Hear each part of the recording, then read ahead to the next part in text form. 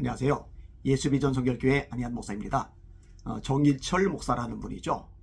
이분이 김문호 목사님, 오륜교회 목사님에 대해서도 굉장히 많이 공격적인 글들을 써냈더라고요. 신학적으로 문제가 많다, 교리적으로 심각하다, 성경적으로 벗어났다. 만약에 그런 부분들만 가지고서 걸고 넘어지면은 어느 정도 이해할 수 있을 것 같아요.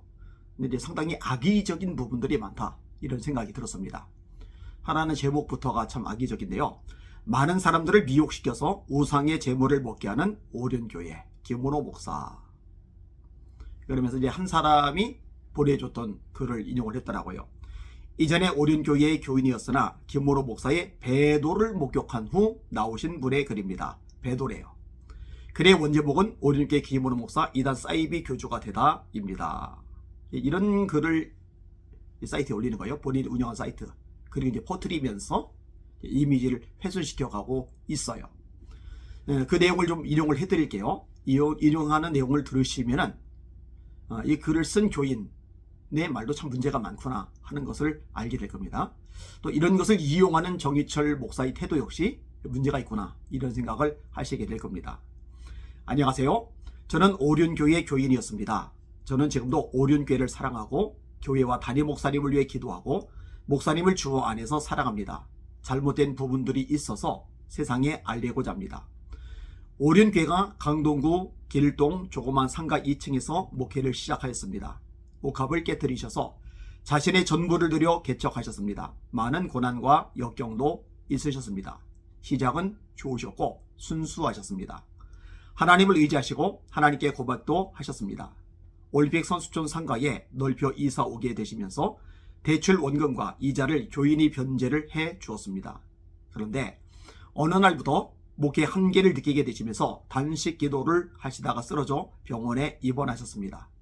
교인들이 목사님이 없으신 가운데 사모님과 함께 성도들이 함께 기도해 주었습니다.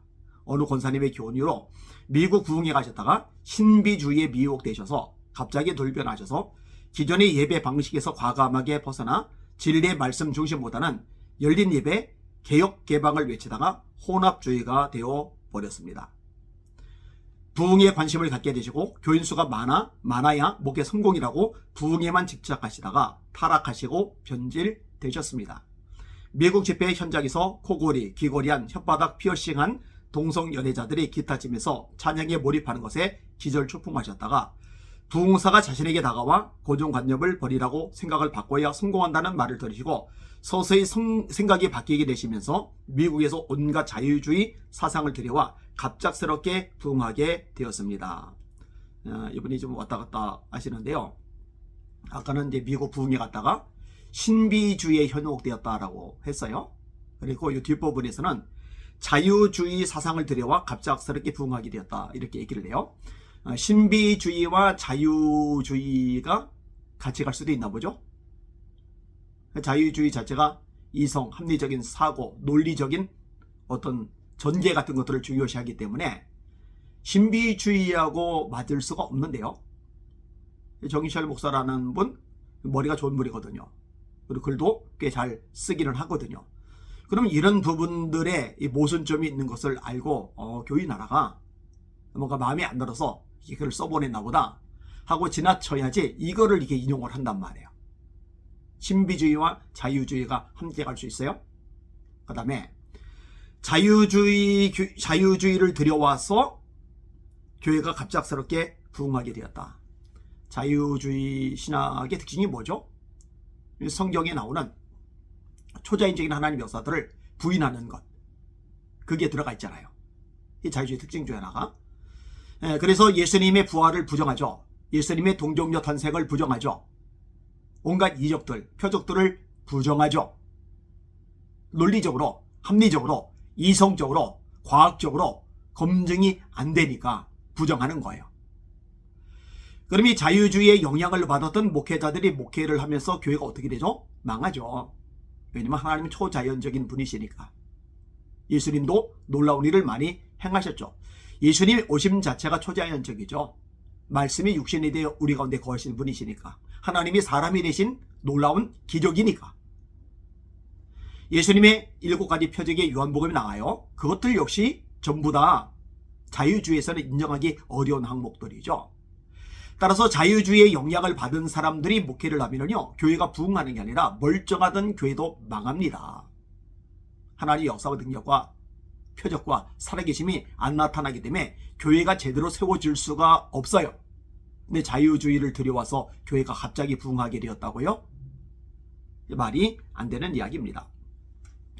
자신이 21일 동안 금식 기도를 통해 기도 응답을 받아서 성공 부흥한 것으로 착각하시고 좁은 길을 버리시고 스스로 넓은 길을 택하신 것입니다. 기존 전통주의 교인들은 반대하였고 자신이 금식 기도를 마치신 후 전통주의 교인들이 떠나버리니 하나님이 그들을 떠나게 하신 거라고 착각하셨습니다. 교인들이 왜 떠났는지는 저는 자세히는 몰라요. 아마 사연이겠죠. 근데 뭐 개척하신 분들은 이구동성으로 같은 말씀 하실 거예요. 개척할 때 함께 하던 분들, 또 개척 초기에 멤버였던 분들, 그들이 끝까지 계속 가는 경우가 그렇게 많지만은 않아요. 실질적으로 그러기도 해요. 거기는 다양한 요인들이 있어요. 이단에 빠져서도 아니고 교주가 되어서도 아니고 잘못된 가르침을 전달해서 아닌 거죠. 다양한 이유들이 가능한 거죠. 자신이 다니엘 기도회를 해마다 주최하여 귀신 들린 많은 외부 강사들을 마구잡이로 들여와, 이것도 문제죠. 외부 강사들을 많이 불렀잖아요. 그게 귀신 들린 강사들이다. 참 교만한 사람이죠. 평신도가 이 정도까지 함부로 말을 할 수 있다는 것이 참 놀랍습니다. 귀신 들린 많은 외부 강사들을 마구잡이로 들여와 기사와 표적, 신비주의, 은사주의에 집착하시고 귀신의 역사인지 성령의 역사인지도 분별력도 없으셨습니다.